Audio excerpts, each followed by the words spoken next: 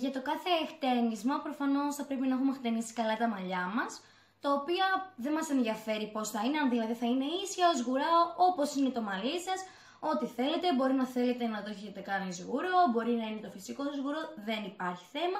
Έτσι ένα πρώτο και εύκολο χτένισμα, ειδικά για το σχολείο, είναι κατά τη γνώμη μου να πιάνεις τα μαλλιά σου πάνω, ειδικά τις πρώτες μέρες που είναι ακόμα πιο έτσι, καλοκαίρι, με την έννοια ότι έχει ζέστη και αυτά που υδρώνουμε πολύ πιο εύκολα. Θεωρώ ότι είναι μια πάρα πολύ καλή ιδέα. Και επίσης χρησιμεύει όταν έχεις γυμναστική που θα βγεις έξω, θα τρέξεις αναγκαστικά.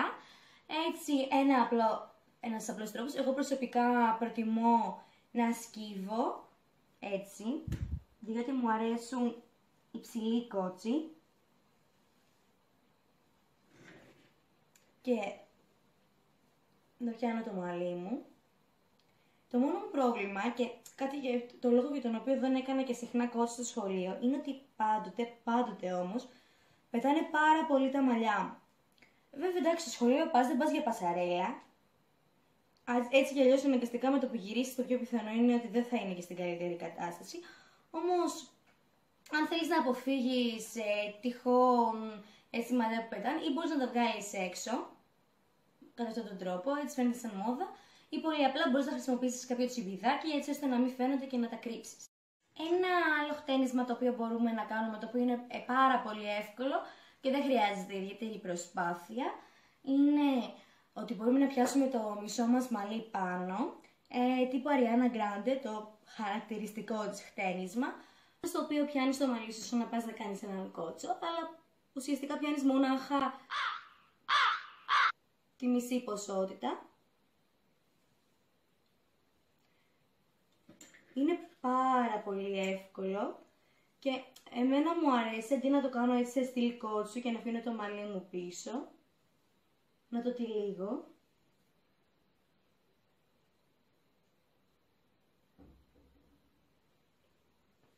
Αυτόν τον τρόπο.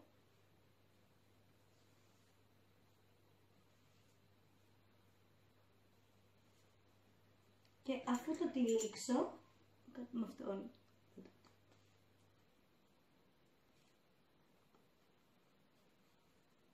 Και είναι έτοιμο. Αυτό λοιπόν εδώ είναι το look. Θεωρώ ότι είναι πάρα πολύ ωραίο. Λοιπόν, το επόμενο χτένισμα και το τελευταίο είναι δύο γερμανικές μπλεξίδες.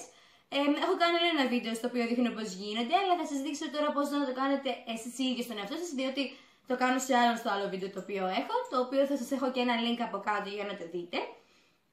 Θεωρώ γενικότερα ότι οι γερμανικές μπλεξίδες, οι οποίες φέτος ήταν ένα πάρα πολύ μεγάλο trend, είναι ένα εύκολο γενικότερα χτένισμα, δηλαδή με το που καταλάβεις πώς γίνεται, μπορείς πάρα πολύ εύκολα να το κάνεις και πολύ γρήγορα. Και είναι και ιδανικό για το σχολείο. Λοιπόν, ξεκινώντας κάνοντας ακριβώς χρήσιμο το μαλλί μας σε τρεις διαφορετικές έτσι τούφες.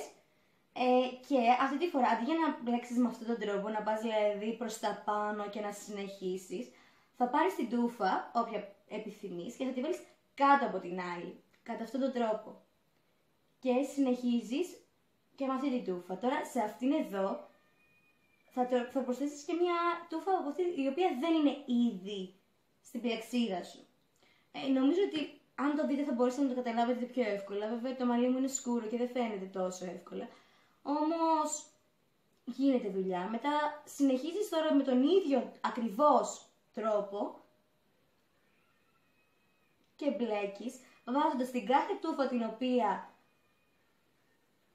προσθέτεις στην μπλεξίδα και μια εξωτερική. Μια δηλαδή η οποία δεν ανήκει στις αρχικές σου τούφες.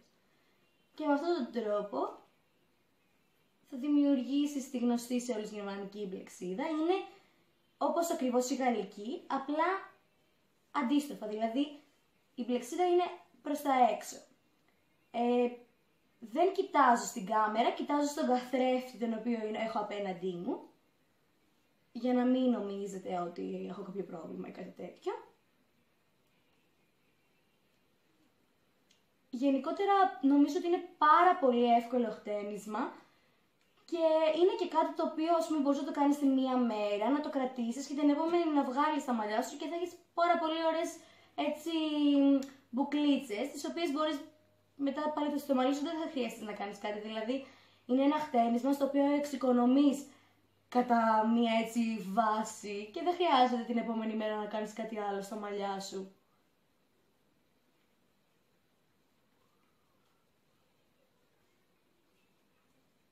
Γενικά για το σχολείο προτιμώ να είναι λίγο πιο χαλαρή η μπλεξίδα, καθώς εντάξει δεν θέλεις να τη βάλεις για να κάνεις εντύπωση, απλά για να κάνεις κάτι διαφορετικό για εσένα κατά βάση. Και εμένα μου αρέσει να την πηγαίνω μέχρι κάτω, δηλαδή δεν μου αρέσει να τη σταματάω, ας πούμε, εδώ μερικές τους αρέσει αυτό. Ωραίο και αυτό, δεν αρέσει σε εμένα προσωπικά και έτσι μου αρέσει να την μπλέκω μέχρι κάτω. Ειδικά όταν θέλω με την πλεξίδα να κάνω τα μαλλιά μου σγουρά, θεωρώ ότι είναι και πιο ωραίο το αποτέλεσμα, διότι βγαίνω σγουρά όλα στα μαλλιά και όχι κάτω-κάτω μετά, επειδή εμένα είναι πιο σπαστό, να χάνεται αυτό το σγουρό που δίνει η μπλεξίδα. Και αφού τελειώσουμε το μπλέξιμο, προτιμώ να παίρνω λαστιχάκια με έτσι μικρά μαύρα. Επειδή το μαλλί μου επειδή είμαι μελαχρινή, αν είσαι ξανθιά τότε μπορείς να βάλεις καλύτερα άσπρα ή και διάφανα.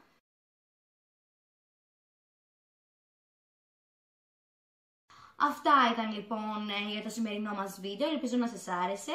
Εάν σας άρεσε θα ήθελα να κάνετε ένα like, επίσης θα ήταν ωραίο να κάνετε subscribe στο κανάλι μου εάν είστε καινούργοι και να αφήσετε κάτω στα σχόλια τις εντυπώσεις σας, να μου πείτε επίσης και κάποια έτσι, βίντεο τα οποία θα θέλετε να δείτε.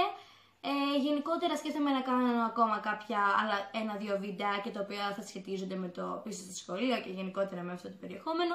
Όμως αν έχετε κάποια προτίμηση και αν θα θέλετε να δείτε κάτι συγκεκριμένο από το κανάλι μου, θα ήθελα να το αφήσετε στα σχόλια από κάτω. Σας ευχαριστώ πάρα πολύ. Γεια σας!